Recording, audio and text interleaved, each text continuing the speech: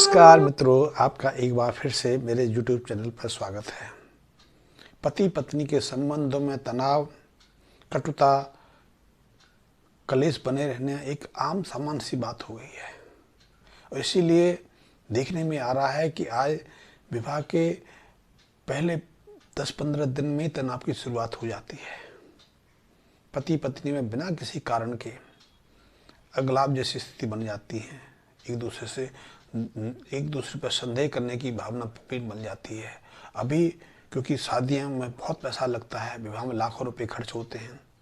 दोनों परिवार प्रसन्नचित्त होकर कर्ज लेकर भी विवाह कार्यक्रम को संपन्न करते हैं, लेकिन वो इतना खर्च करने के बावजूद भी वो विवाह 15 से 20 दिन तक टिक नहीं पाता। अन्य केसेस में देखा गया है कि बहुत सारी जो नववधुएं हैं, एक बार यदि मायके जाती हैं तो लौट के नहीं आती, या फिर उसके बाद किसी बात पर रूठ कर, कटुता लेकर, संदेह पालकर पति का घर छोड़ के मायके चली जाती हैं। तो ये वधुओं का, पत्नियों का घर से चले जाना एक विभीष का बनता चला जा रहा है। इसके लिए बहुत सारे सामाजिक कारण हो सकते हैं, क्योंकि समस्या को, समाधान को ढूंढने के लिए बहुत तरह के प्रयास होते हैं।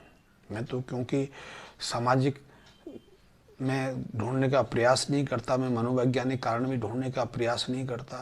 मैं ज्योतिषीय दृष्टि से इसका विश्लेषण करता हूँ और प्राचीन वैदिक ज्योतिष से को मैं ज़्यादा नहीं देखता। मैं लाल ज्योतिष पर काम करता हूँ। तो लाल ज्योतिष कहती है कि यदि आपकी जन्म कुंडली में 6वां भाव दूषित है, शुक्र दोष युक्त हैं, शत्रु ग्रहों से पीड़ित हैं, अशुभ प्रभाव से पीड़ित हैं, इसके साथ यदि आपकी जन्म कुंडली में सूर्य मंगल बद के साथ में है, सूर्य शनि का मेल बना हुआ है, या मंगल बुध के साथ मेल बना के बैठे हैं, तो इसके इन योगों के कारण भी आपके जीवन में निरंतर लड़ाई झगड़े कलह की स्थिति बनी रहती है। बैठे बैठाए आप नहीं भी चाहें तो भी कहीं से भी कलह की शुरुआत हो जाती है, लड़ाई झगड़े की शुरुआत हो जाती है। और इसीलिए अपने जीवन साथी के साथ बेवजह तनाव की स्थिति बन जाती है। ऐसे में यदि आपकी स्थिति में शुक्र भी पीड़ित हों, राहु प्रबल बने हों और 6 स्थान पर भी अशुभ ग्रहों का प्रभाव हो, तो निश्चित समझिए कि आपका जो गृहस्थ जीवन है वो जीवन भर ऐसे ही रहने वाला है। आप स्त्रियों की तरफ भागेंगे, स्त्रियों को प्रेम करेंगे, स्त्रियों के साथ मित्रता या वैवाहिक जीवन स्थापित करने का प्रयास करेंगे, लेकिन स्त्रियां आप पर विश्वास नहीं करेंगी या अनावश्यक आपके मत तनाव की स्थिति बन जाएगी। कई बार देखा गया है कि ऐसे तनाव के पीछे कोई कारण नहीं होता, और यदि शुक्र और राहु की प्रबलता भी है तो ऐसे मामलों में कई बार जेल यात्राएं भी करनी पड़ती हैं। जेल यात्राओं के अलावा कई बार तो जीवन भर जेल में व्यतीत करना पड़ जाता है, और आप उसके पीछे किसी कारण को नहीं मान सकते, क्योंकि आप उसके पीछे दोषी ही नहीं होते। क्योंकि विवाह तो 2 व्यक्तित्व का मिलन है, और हमारे लिए विवाह को तो संस्कार माना गया है, जीवन की एक ध्रुवी माना गया है। हमारे वैदिक पद्धति में विवाह कोई संबंध नहीं है, कोई सुख भोगने का, शारीरिक यौनाचार करने का, संतान पैदा करने का माध्यम नहीं है। हमारे जो वैदिक पद्धति में तो ये संस्कार है जो निरंतर चलने वाली प्रक्रिया है, क्योंकि इसी पर सृष्टि के सृजन का मूल टिका है। इसी पर हमारे परिवार की वंशवेल की आधारशिला टिकी है, और इसीलिए हमने नववधु को कुल देवी के रूप में स्वीकार किया है। इसलिए हमारे यहाँ बहुत सारे मांगलिक कार्य होते हैं जब नववधु आती है, और सब ये शुद्ध भाव से किए जाते हैं, पवित्र भाव से किए जाते हैं। कई जगह तो आपने देखा होगा दूल्हा दुल्हन को हम लक्ष्मी और नारायण के रूप में पूजित करते हैं, उनको स्थान देते हैं। इसलिए नववधु को और उसके पति यानी कि दूल्हे को जो वधु पक्ष है के चरणों को हाथ लगाती है, कन्यादान करती है, और यही परंपरा सदियों से हमारे देश में चलती रही है। अब टूट रही है क्योंकि हमने उस परंपरा में कई तरह की विघ्न बाधाएं सोच के या बिना सोचे पैदा कर ली हैं, क्योंकि हम विभिन्न कारणों से हम इन जो शुभ योगों को बिगाड़ लेते हैं और अपनी कुंडली में राहु को प्रबल बना के शुक्र को, मंगल को पीड़ित कर लेते हैं। क्योंकि आजकल एक ऐसे प्रचलन चल गया है, प्रचलन संयोग बस भी हो सकता है या किसी प्रेरणा बस भी हो सकता है, कि हमने राहु को प्रबलता देने के लिए कुछ ऐसे कृत्य शुरू कर दिए जो हमारे जीवन में नहीं थे। जैसे कि आजकल विवाह के बाद हम ससुराल पक्ष को ज़्यादा महत्व देने लगते हैं, ससुराल पक्ष की ज़्यादा हस्तक्षेप होने लगता है। मैं कोई कानूनी या सामाजिक बात नहीं कह रहा हूँ, मैं ज्योतिष दृष्टि से कहता हूँ कि यदि आप ससुराल पक्ष को महत्व देते हैं तो आप राहु को प्रबलता प्रदान करते हैं। राहु आपके जीवन में अनावश्यक विघ्न बाधा खड़ी कर देता है, अनावश्यक आपके मन में कई तरह की शंकाएं, कई तरह की निर्मूल धारणाओं को पैदा कर देता है। क्योंकि राहु का कार्य ही ऐसा है कि हमारी बुद्धि विवेक पर प्रहार करना, हमारे सोचने विचारने की बुद्धि को भ्रमित कर देना, और इसी के कारण वो तनाव, कलह कलेश, वही लड़ाई झगड़े की शुरुआत होती है। और वैसे भी यदि आप आंकड़ों की दृष्टि से देखें तो ज़्यादातर पति पत्नी के संबंध टकराव के पैदा होते हैं, उनके पीछे ससुराल पक्ष का हाथ रहता है। दूसरा, हमने एक परंपरा बनाई कि जो नववधू है उसके अंग वस्त्र हैं वो सास ससुर की दृष्टि में नहीं आने चाहिए, क्योंकि यदि ऐसे वस्त्र खुले में रखे जाते हैं, प्रदर्शित किए जाते हैं, तो हमारे घर का, अपने घर का भी जो राहु है प्रबल बनता है। फिर जो नववधुएं होती हैं वो आलस्य युक्त होती हैं, वो जो परिवार के कार्य हैं उनमें सहयोग नहीं करती। बहुत सारी स्त्रियां तो नववधु जो हैं वो किचन को नहीं संभालती, बिस्तरों को नहीं संभालती, झाड़ू पोछा नहीं करती।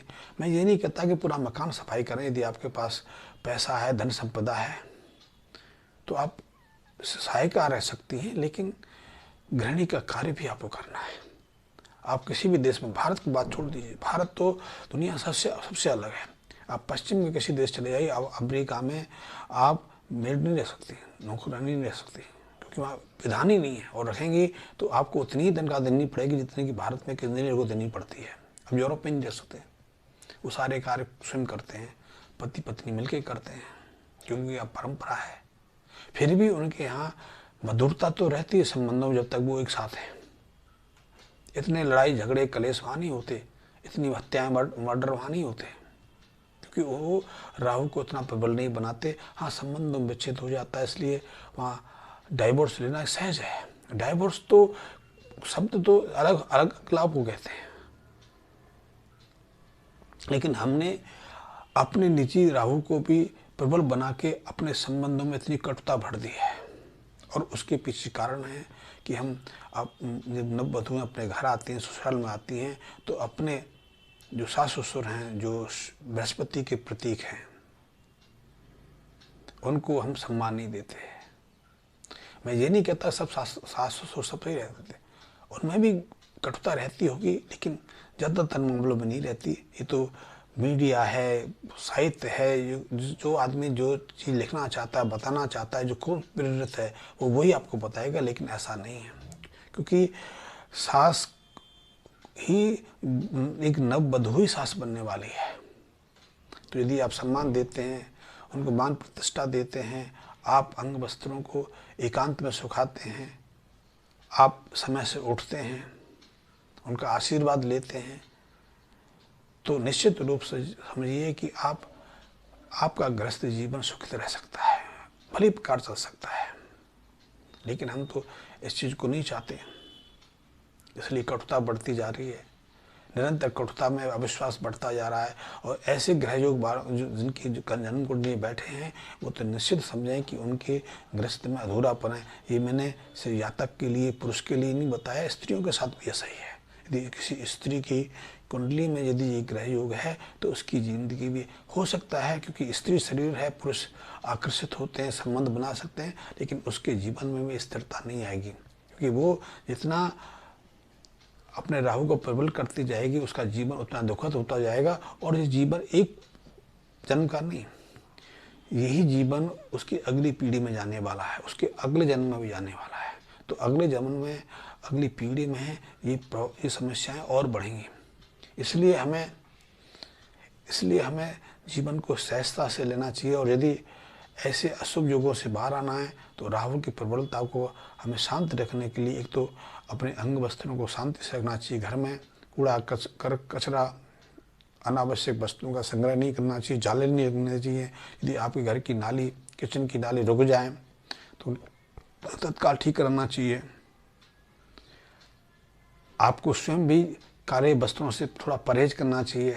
घर में श्रीफल या नारियल का उपयोग होते रहना चाहिए। नारियल हर पूजा कार्य में अनिवार्य रूप से आपके घर में होना चाहिए। इसके अलावा आप नारियल को या तो किसी मंदिर को दान करते रहें या किसी नदी में छोड़ते रहें। और ऐसे जातक जिनकी जन्म कुंडली में सूर्य और मंगल बुध का योग बना हुआ है, उन्हें तांबे के सिक्के लेकर 27 दिन तक निरंतर एक तांबे का सिक्का जल प्रभावित करना चाहिए। इससे उनकी जन्म कुंडली में राहु की अशुभता शांत रहती है, मंगल का तेज बढ़ता है। इनके लिए बहुत उपयोगी है। दूसरा, स्त्री यदि चाहें, पुरुष भी इसको कर सकता है, गाय की सेवा करें। पहले तो गाय कन्यादान के समय, घर से लड़की की विदाई के समय उसका पिता ही देता था। अब वो ना तो समय रहा, ना वो अवस्थाएं रहीं। आप मुंबई में रहते हो तो मुंबई में कहाँ से गाय लेके आओगे आप?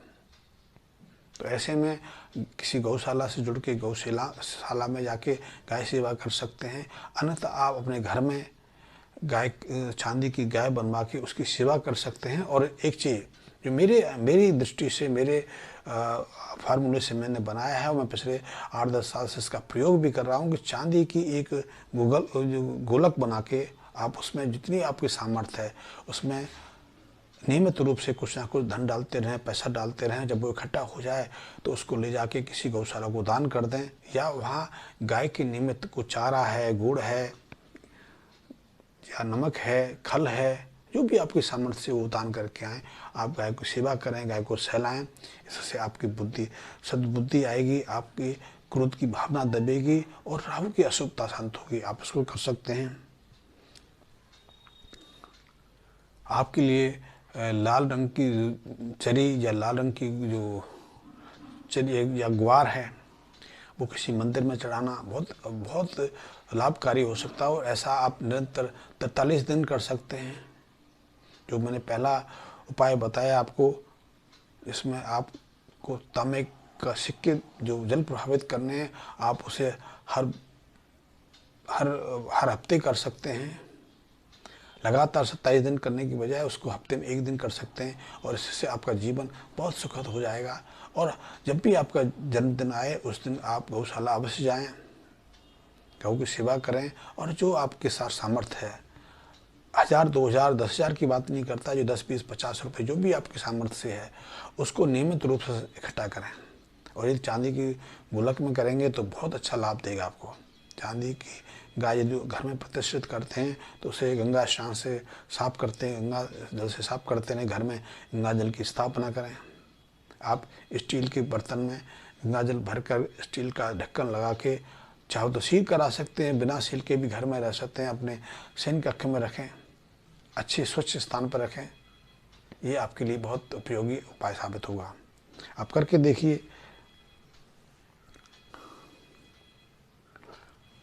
और हाँ, यदि आपने अपनी रूठे हुए जीवन साथी को मनाना है, आपने जीवन में जो विष घोला हुआ उसको शांत करना है, अपने संबंधों को मधुरता प्रदान करनी है, तो अपने घर के जो सदस्य हैं उसमें भी थोड़ा बदलाव लाना है। बदलाव के लिए क्या है कि आप प्रातःकाल यदि समय से उठेंगे, दोनों ही उठेंगे। यदि आप देरी से उठेंगे तो नियमित रूप से आप में कठोरता बनी रहेगी। आपका राहु अशुभ से अशुभ होता जाएगा, तो उसको दिनचर्या को बदल दें।